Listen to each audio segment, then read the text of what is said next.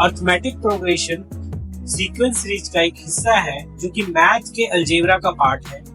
Hello student, कैसे हैं आप सब? मैं जितेंद्र आपके अपने YouTube चैनल आयांश ट्यूटोरियल में आपका स्वागत करता हूं। हमने लास्ट वीडियो में अर्थमेटिक प्रोग्रेशन के बारे में जाना था।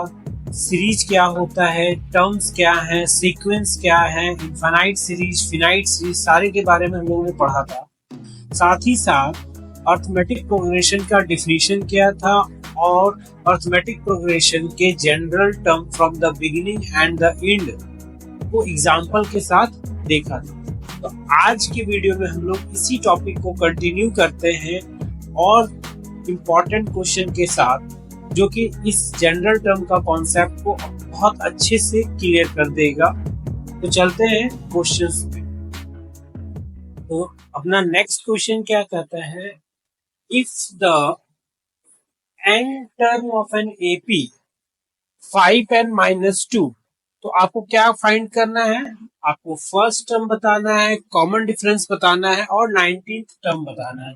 तो जो आपका nth टर्म, इट मीन्स हम इसको Tn मान ले, तो Tn अपने पास क्या दिया हुआ है? 5n-2, ठीक है।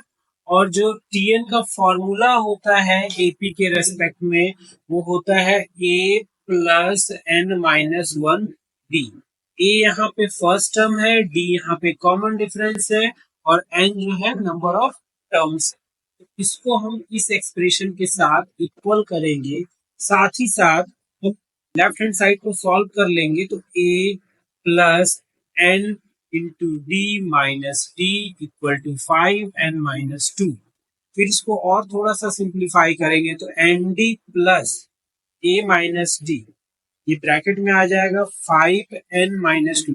अब हम लेफ्ट हैंड और राइट हैंड साइड को कंपेयर करेंगे, n के कोफिशिएंट को अलग कंपेयर करेंगे और जो कांस्टेंट टर्म है उसको अलग कंपेयर करेंगे।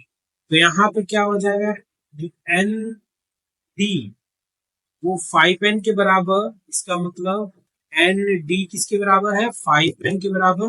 तो D मेरे पास आ जाएगा 5 और A माइनस D जो होगा वो -2 के बराबर। तो D का वैल्यू कितना आ गया है? 5। तो उसको पुट करेंगे तो A मेरे पास 5-2 जो कि 3 आएगा।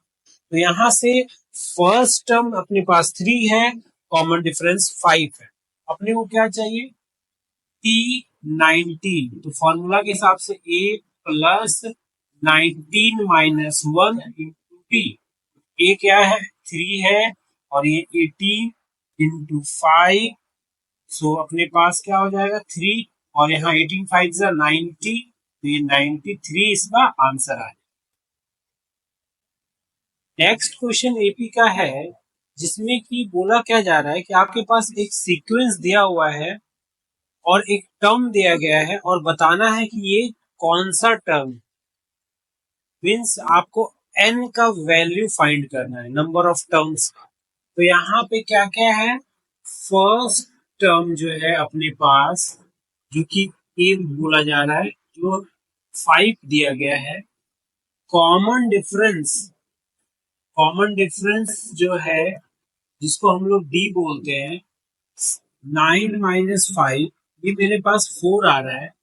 और जो nth टर्म है वो 81 है, तो n का वैल्यू बताना है। तो nth टर्म मीन्स n अपने पास 81 है। तो इसका जो फॉर्मूला AP में होता है वो A plus n-1 D equal to 81। हम लोग इसमें वैल्यू डाल देंगे, A के जगह पे 5 डालेंगे प्लस n-1 और D के जगह पे 4 डालेंगे इक्वल टू 81। फिर इसको सिंप्लीफाई करेंगे तो 5 प्लस 4n-4 इक्वल टू 81। तो यहाँ पे 4n और ये मेरे पास plus 1 equal to 81। So 4n equal to 81 minus 1 जो कि 80 के बराबर होगा।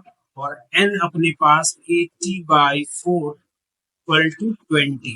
मतलब जो नंबर ऑफ टर्म्स 81 को बताएगा वो 20th टर्म हो, जो कि 81 का वैल्यू बोले, ठीक है।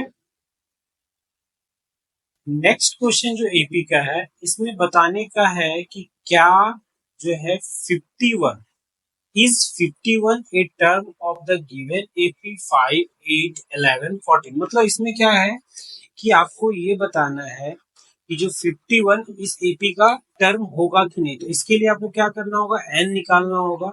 अगर n आपका इंटीजर आया तब तो ये उसका टर्म होगा। अगर n आपका फ्रैक्शन वैल्यू कैरी कर ले तो ये 51 इस गिवन AP का टर्म नहीं होगा। मतलब अगर n आपका इंटीजर है तो टर्म होगा, n अगर फ्रैक्शन है तो टर्म नहीं होगा। तो हम लोग यहाँ पे an एज्यूम करेंगे 51 को, और अपने पास फर्स्ट टर्म 5 दिया हुआ है। कॉमन डिफरेंस जो है वो 8 माइनस 5 जो कि 3 के बराबर है। an का formula, general term of AP का जो फॉर्मूला है वो यहाँ पे लगाएंगे, a plus n minus 1 into D equal to 51। So a का वैल्यू यहाँ पे 5 चार्ज करेंगे, n माइनस 1 डी की जगह पे 3 डालेंगे इक्वल टू 51। इसको सिंप्लीफाई करेंगे तो 5 plus 3n minus 3 equal to 51। So 3n plus 2 equal to 51। 3n equal to 51 minus 2 जो कि 49 होगा। आप जब n का वैल्यू निकालेंगे तो 49/3 ये मिक्स्ड फ्रैक्शन में आएगा 1/3। तो देखिए यहाँ पे जो नंबर ऑफ टर्म्स है वो आपके पास फ्रैक्शन आ रहा है, इसका मतलब 51 इस AP का टर्म नहीं है। यहाँ पे आप लिखेंगे n is a fraction, so 51 is not term of the given AP।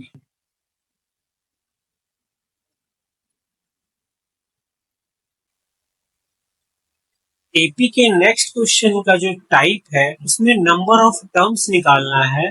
First term, second term, third term आपको दिया गया हुआ है और लास्ट टर्म दिया गया है। आपको इसमें क्या करना है कि नंबर ऑफ टर्म्स के बारे में बताना है। तो आप देखिए AP फर्स्ट टर्म 7 दिया हुआ है। कॉमन डिफरेंस अगर आप करेंगे तो 11 माइनस 7 जो कि 4 आएगा। nth टर्म आपके पास 139 दिया हुआ है। आप क्या करेंगे, an का फॉर्मूला लगाएंगे, an इक्वल टू 139। सो यहाँ पे a plus n minus 1 d equal to 139। आप यहाँ पे डाटा फीड करके n का वैल्यू को फाइंड करेंगे जो कि 7 plus n minus 1 4 equal to 139। इसको सिंप्लीफाई करेंगे तो 7 plus 4n minus 4 equal to 139।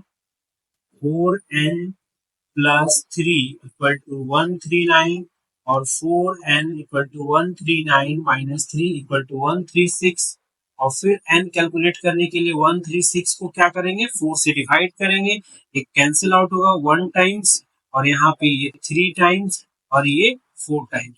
यहाँ पे जो नंबर ऑफ टर्म्स आपका आया है, नंबर ऑफ टर्म्स जिसको हम n बोल रहे हैं, वो अपने पास 34 है। AP के नेक्स्ट क्वेश्चन का जो टाइप है इसमें आपको फर्स्ट नेगेटिव टर्म के बारे में बताना है कि इस AP में फर्स्ट नेगेटिव टर्म कौन सा होगा। इसका मतलब n का वैल्यू बताना है। देखिए क्वेश्चन जितना भी हम लोग कर रहे हैं इसमें n का ही रोल आ रहा है, n को निकाला जा रहा है, बट n को निकालने के लिए अलग अलग तरह से क्वेश्चन पूछा जा सकता है। फॉर्मूला एक ही है बट उसको अप्लाई भी करने का तरीका एक ही है, बट क्वेश्चन का टाइप अलग है। ठीक है, तो चलते हैं इस क्वेश्चन को सॉर्ट आउट करते हैं। ए अपने पास 24 है, डी जो होगा 21 माइनस 24 जो कि -3 होगा। अगर फर्स्ट नेगेटिव टर्म बोल रहा है तो आपको क्या करना होगा, nth टर्म को लेस देन 0 करना होगा और फॉर्मूला लगाना होगा a plus n minus 1 d less than 0। So a का वैल्यू क्या है 24, n का वैल्यू नहीं पता n माइनस 1 और d क्या है -3 लेस देन 0। इसके बाद इसको सिंप्लीफाई करेंगे 24 minus 3n plus 3 less than 0। सो ये हो जाएगा -3n प्लस 27 लेस देन 0।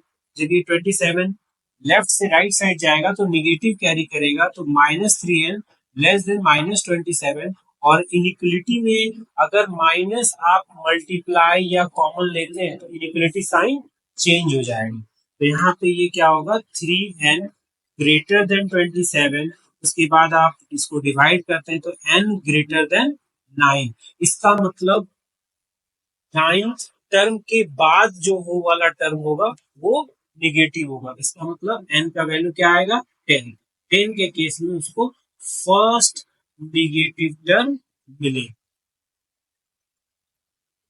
आज के एपी के वीडियो में हम लोगों ने जनरल टर्म से रिलेटेड इंपॉर्टेंट क्वेश्चन किया है। नेक्स्ट वीडियो में हम इसी टॉपिक को कंटिन्यू करते हुए और ढेर सारे इंपॉर्टेंट क्वेश्चन को करेंगे। तब तक के लिए आप चैनल पे बने रहिए। नमस्कार।